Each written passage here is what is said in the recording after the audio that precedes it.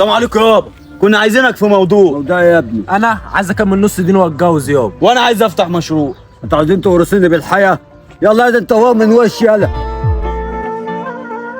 طب والعمل هنفضل كده؟ احنا لازم نخلص منه. ما انتوا لو خلصتوا منه هتروحوا في داهيه. طب ايه رايكم؟ انا اعرف واحده سرها بيتا وهتحل لكم الموضوع ده.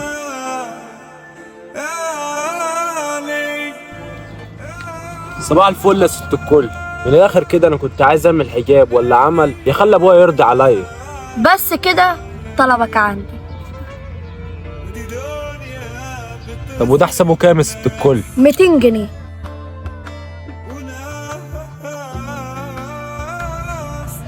ياسر عود حصل. تفتكر البتاعه دي هتجيب نتيجه؟ ادينا هنجرب.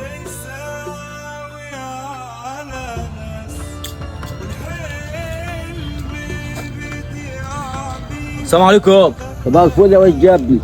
وجد يا ابني. بقول لك يابا، ده عادي بيع الكافيه، ما تمضينا عليه. انا الاثنين يا ابني. وانا يابا نمضي على عقد بيع البيت.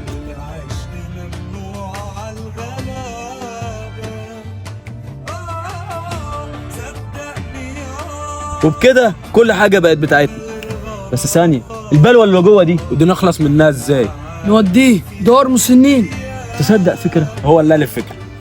تصدق فكره؟ انا اللي جبت الفكره.